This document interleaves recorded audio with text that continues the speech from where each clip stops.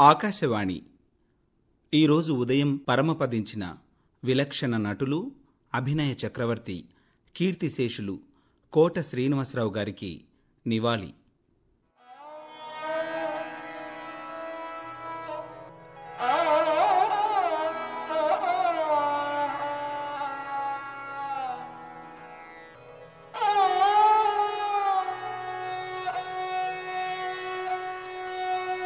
Character ఏదైనా అందులో సునాయాసంగా ఇమిడిపోగల అతి కొద్ది మంది తెలుగు నటుల్లో కోట శ్రీనివాసరావు గారు కూడా ఒకరు.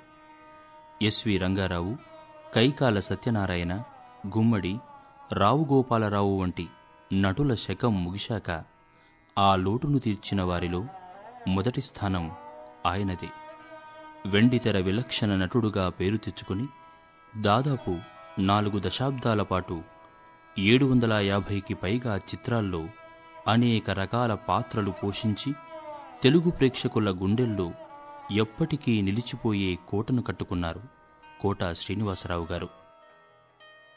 కెరీర్ ప్రారంభంలో సహాయ, హాస్య నటులుగా చిన్న చిన్న పాత్రల్లో నటిస్తూ ఒక్కో మెట్టు ఎక్కుతూ విలన్, కామెడీ విలన్, తండ్రి, తాత, మామ ఇలా ఎన్నో వెరైటీ రోల్స్లో కనిపిస్తూ తెలుగు సినీ పరిశ్రమలో తిరుగులేని నటుడిగా ఎదిగారు. 83 ఏళ్ల కోట శ్రీనివాసరావు గారు వృద్ధాప్యం వల్ల వచ్చిన అనారోగ్యం కారణంగా ఈరోజు తెల్లవారుజామున తుదిశ్వాస విడిచారు. ఆయనకు నివాళులు అర్పిస్తూ ఆయన గురించి, ఆయన సినిమాల గురించి గుర్తు చేసుకుంటూ ఆయనకు శ్రద్ధాంజలి ఘటించుదాం. యాత వేసి తోడిన ఏరు ఎండదు, పొగిలి పొగిలి ఏడ్చిన పొంత నిండదు. యాత వేసి తోడిన ఏరు ఎండదు, పొగిలి పొగిలి ఏడ్చిన పొంత నిండదు. దేవుడి గుడిలోదైనా, పూరి గుడిసెలోదైనా కాలి ఇసిరి కొడితే ఆ దీపముండదు, ఆ దీపముండదు. యాత వేసి తోడిన ఏరు ఎండదు, పొగిలి పొగిలి ఏడ్చిన పొంత నిండదు.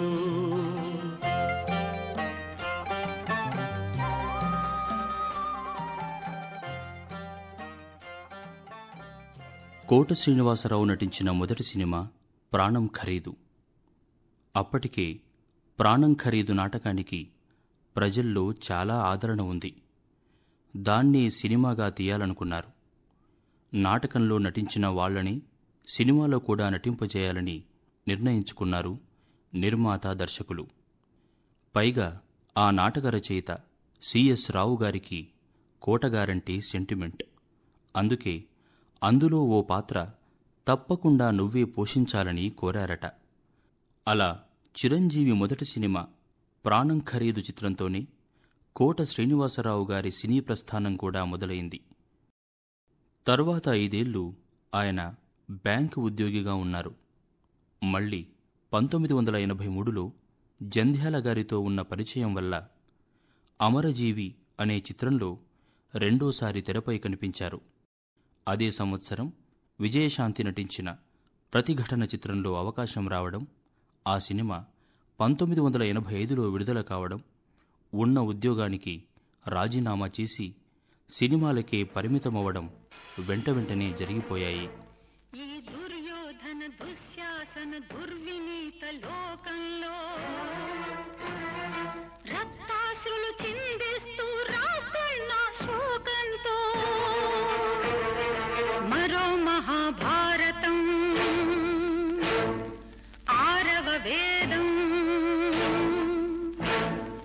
మానభంగ పర్వంలో మాతృహృదయ నిర్వేదం. ప్రతిఘటన ఆయన జీవితంలో ఒక ప్రత్యేకమైన చిత్రం. నమస్తే తమ్మి అంటూ ఆ మూవీలో మినిస్టర్ కాశయ్యగా నటించారాయన. విలన్గా నటించిన చరణ్ రాజ్కి సపోర్టింగ్ రోల్లో కోట చేసిన నటనకు విశేష స్పందన వచ్చింది. తెలంగాణ యాసలో ఆయన చెప్పిన డైలాగులు ఆ మాండలికం ప్రాముఖ్యత పెరగడానికి ఉపయోగపడింది. ఆ సినిమా ఘన విజయానికి, ఆయన కెరీర్ మలుపు తిరగడానికి కోట శ్రీనివాసరావు నటించిన మినిస్టర్ కాశయ్య పాత్ర ఎంతగానో దోహదపడింది. ఆ సినిమాలో ముందు కోటగారిది చిన్న పాత్రే అనుకున్నారట. కాని ఆయన తెలంగాణ యాసలో చెప్పే డైలాగ్స్ నచ్చిన ఆ సినిమా యూనిట్ ఇంకొన్ని సీన్సును ఎక్కువగా అప్పటికప్పుడు రాసుకున్నారట. చూడు, నువ్వా ముసలోని అయిపోతివి, లటక్కని వచ్చిన వరకు ఏం చేయాలి? మళ్ళా మధ్యంతరం ఎన్నికలు పెట్టాలి. ఎవడ పడతాడయ్యా ఈ పరిసరంతా? కామెడీ విలన్గా ఆయన నటన చూసి ప్రేక్షకులు నవ్వుకుంటూనే తిట్టుకునేవారు. దాసరి నారాయణరావు దర్శకత్వంలో వచ్చిన మామగారు చిత్రంలో నటులు బాబుమోహన్తో కలిసి ఆయన కడుపుబ్బా నవ్వించారు. బాబుమోహన్తో పాటు కోట శ్రీనివాసరావు ఉంటే చాలు, ఆ సినిమా చూడొచ్చు అనేంతలా వారిద్దరూ పేరు తెచ్చుకున్నారు. ఏవండి ఆవిడ వచ్చింది, చినరాయుడు, రాజేంద్రుడు గజేంద్రుడు వంటి దాదాపు 50 సినిమాల్లో వీళ్ళిద్దరూ కలిసి కురిపించిన నవ్వుల వర్షానికి ప్రేక్షకులు తడిసి ముద్దయిపోయేవారు. నిండు ఆకాశమంత మనసు ఉన్న రాజువయ్యా, పండు వెన్నెల లాంటి చల్లని చూపుల రేడువయ్యా, నింగికి నేలకు నిచ్చెన వేసిన దేవుడు నీవే, చిన్న రాయుడు నీవే. నిండు ఆకాశమంత మనసు ఉన్న రాజువయ్యా, పండు వెన్నెల లాంటి చల్లని చూపుల రేడువయ్యా. ప్రతిఘటన విడుదలైన అదే ఏడాదిలోనే వచ్చి సూపర్ హిట్ అయిన చిత్రం జంధ్యాల దర్శకత్వంలో రాజేంద్ర ప్రసాద్ హీరోగా వచ్చిన అహనా పెళ్ళంట.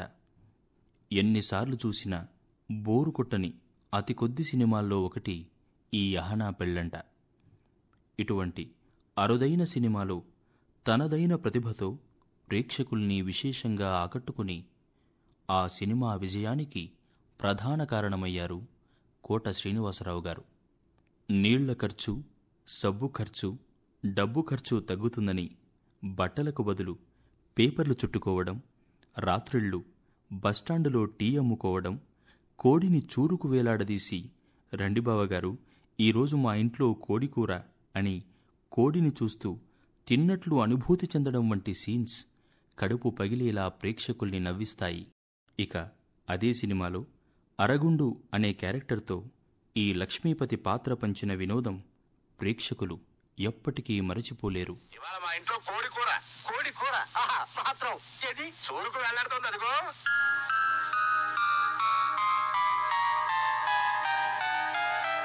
దానొక్క రెప్పార్పకుండా చూస్తూ పొట్టెన్ను మింగేయడమే కూర తిన్నంత తృప్తిగా ఉంటుంది.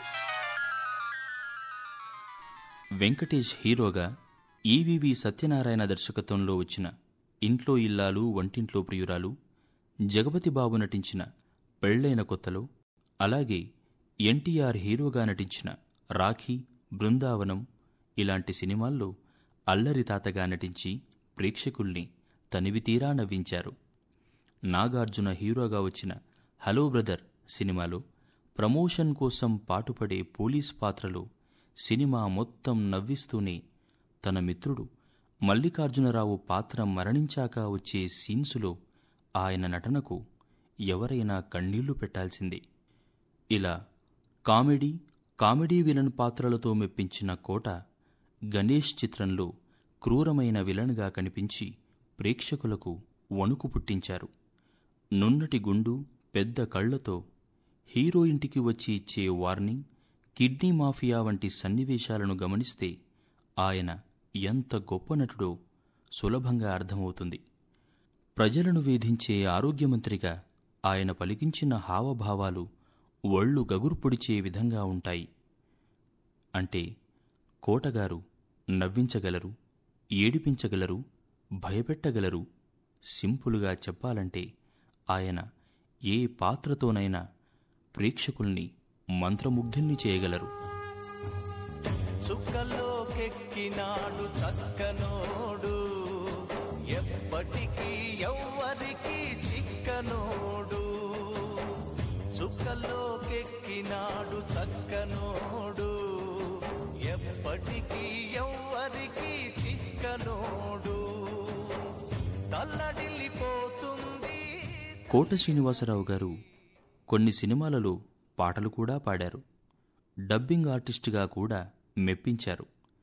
రామ్ గోపాల్ వర్మ నిర్మించిన మణి సినిమాలోని అల్లాదిన్ పాత్రలో భద్రం బీ కేర్ఫుల్ బ్రదరు, భర్తగమారకు బ్యాచిలరు అంటూ పెళ్లి వద్దని పాట పాడి హితబోధ చేశారు. డబ్బింగ్ ఆర్టిస్టుగా భారతీయుడు, నరసింహ, ప్రేమికుల రోజు, జెంటిల్మెన్, ప్రియురాలు పిలిచింది, బాబా, ఒకే ఒక్కడు, మజా, శివాజీ వంటి సినిమాలలో నటులు గౌండమణి, మణివన్నన్ల పాత్రలకు తెలుగులో డబ్బింగ్ చెప్పారు. అలా ఆయన ఆ సినిమాల్లో గాత్రదానం చేసి కనబడుతూనే కాదు, వినబడుతూ కూడా నటించి మెప్పించారు. నమ్మకమీయరా స్వామి, నిర్భయమీయరా స్వామి, సన్మార్గమేదో చూపరా స్వామి, సుజ్ఞాన సూరుణ్ణి మాలో వెలిగించరా. నమ్మకమీయరా స్వామి, నిర్భయమీయరా. ఎంతోమంది పరభాషా నటులు తెలుగులో విలన్ పాత్రలు చేస్తుంటే కోట శ్రీనివాసరావు గారు మాత్రం తెలుగుతో పాటు చాలా భాషల్లో నటించి మన తెలుగువారి ఖ్యాతిని పెంచారు. నటులకు భాషాభేదాలు ఉండకూడదన్నది నిజమే గాని భాష రాని వాళ్లను తీసుకురాకండి అని సూటిగా చెప్పడం ఆయనకే చెల్లింది. ఆయన కూడా పరభాషలను నేర్చుకున్న తర్వాతనే ఆయా సినిమాల్లో నటించారు. అలా 2003లో వచ్చిన సామి సినిమాతో తమిళంలో అడుగుపెట్టి అక్కడ కూడా మంచి గుర్తింపు తెచ్చుకున్నారు. 2018లో వచ్చిన కాత్తాడి ఆయన చివరి తమిళ సినిమా. కేవలం తమిళ్లోనే దాదాపు 30 సినిమాలలో నటించి అక్కడి ప్రేక్షకులను కూడా మెప్పించారాయన. 1987లో విడుదలైన ప్రతిఘాత్ సినిమాతో బాలీవుడ్లో ఎంట్రీ ఇచ్చారు.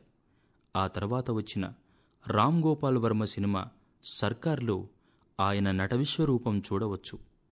అలాగే కన్నడలో 1997లో వచ్చిన లేడీ కమిషనర్ అనే సినిమాతో ఎంట్రీ ఇచ్చిన కోటగారికి 2023లో విడుదలైన కబ్జా చివరి కన్నడ సినిమా. నీతో కదిలేను ఆ చుక్కలి దిష్టి తీసేను, ఏ గాలి ధూళి సోకదు నిన్ను, అమ్మది వెలిది నా కొడుకా. ఏ పిడుగుల చప్పుడు వినపడినా, ఏ బూచోడికి నువ్వు భయపడినా, ఈ చీకటి నిన్నేం చేయదులేరా, అమ్మది వెలిది నా కొడుకా, అమ్మది వెలిది నా కొడుకా. కోట శ్రీనివాసరావు గారు 1942 జూలై 10వ తేదీన కృష్ణా జిల్లా కంకిపాడులో జన్మించారు. ఆయన తండ్రి సీతారామాంజనేయులు ఒక డాక్టర్. కోటగారు కూడా మొదట్లో డాక్టర్ కావాలనే అనుకున్న యాక్టింగ్ మీద ఆసక్తితో నాటకాల వైపు వచ్చారు. తెలుగులో చివరగా ఆయన సువర్ణ సుందరి అనే సినిమాలో నటించారు. ఆయనకి సెంటిమెంట్స్ ఎక్కువ. తన లక్కీ నెంబర్ 8 అని కోటగారు తరచుగా చెప్పేవారు. తెలుగులో తన పేరు 8 అక్షరాలు, తనకు ఎంతో పేరు తెచ్చిన ప్రతిఘటన చిత్రం విడుదల తేదీ, సంవత్సరం, నెల అన్నీ కలిపితే వచ్చేది 8. తానుండే రోడ్ నెంబర్ కూడా 8 అని ఆయన చెప్పేవారు. ఇది యాదృచ్ఛికంగా తనకు ఎదురవుతున్న నెంబరని, అందుకే 8 అనే నెంబర్ మీద గౌరవం పెంచుకున్నానని కోట శ్రీనివాసరావు గారు అనేవారు.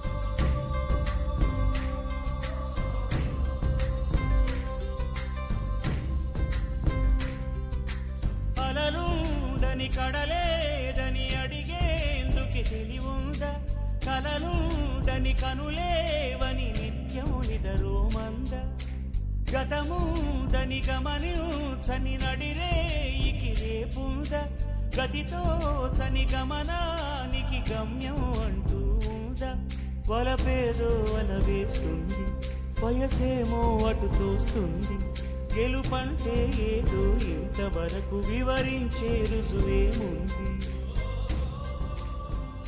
40 ఏళ్ల సినీ ప్రస్థానంలో 750 సినిమాలకు పైగా నటించారు కోట శ్రీనివాసరావు గారు. 9 నంది అవార్డులు, సైమా అవార్డు కూడా సొంతం చేసుకున్నారు. 2015లో కేంద్ర ప్రభుత్వం అందించే ప్రతిష్టాత్మక పద్మశ్రీ అవార్డు కూడా ఆయన అందుకున్నారు. ఆయన సినిమాల్లోనే కాదు, రాజకీయాల్లోనూ తనదైన ముద్ర వేశారు. 1999లో విజయవాడ ఈస్ట్ ఎమ్మెల్యేగా ఎన్నికై ప్రజాసేవ కూడా చేశారు. విభిన్న పాత్రలను పోషించి ప్రేక్షక హృదయాల్లో తన స్థానాన్ని పదిలపరుచుకున్న విలక్షణ వెండితెర నటుడు కోట అని ఎంతోమంది ప్రముఖులు తమ సంతాపాన్ని తెలియజేస్తున్నారు. సూర్యుడి సెలవని అలసిపోయేనా కాలమే శిలవలే నిలిచిపోయేనా మనిషి మనిషిని కలిపిన ఓ ఋషి భువిని చరితని నిలిపెను నీ కృషి మహాశయా విధి పగై తరిమెనా మహోష్ణమై రుధిరమే మరిగెనా ఆగిపోయేనా త్యాగం కదా ఆదమరిచేనా దైవం వృధా సూర్యుడి సెలవని అలసిపోయేనా కాలమే శిలవలే నిలిచిపోయేనా. అందరూ పుడతారు, బ్రతుకుతారు, పోతారు. కానీ కోట శ్రీనివాసరావు వంటి వారు పుడతారు, బ్రతుకుతారు, చిరకాలం జీవించే ఉంటారు. ఆ మహానుభావుడికి ఆకాశవాణి నివాళి.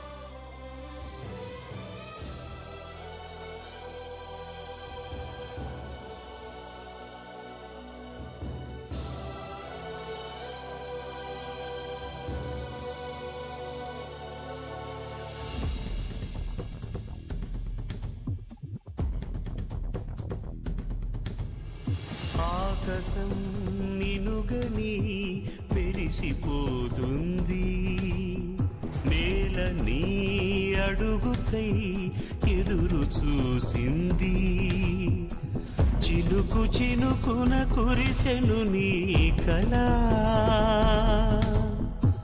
మనసు మనసున రగిలెను జ్వాలలా తుఫానులా ఎగిసె నీ ప్రవచనం తపోజ్వల కదిలె నీ యువజనం పంచభూతాలే తోడై. ఇంతవరకు విలక్షణ నటులు, అభినయ చక్రవర్తి, కీర్తిశేషులు కోట శ్రీనివాసరావు గారికి ఆకాశవాణి అందించిన నివాళి విన్నారు.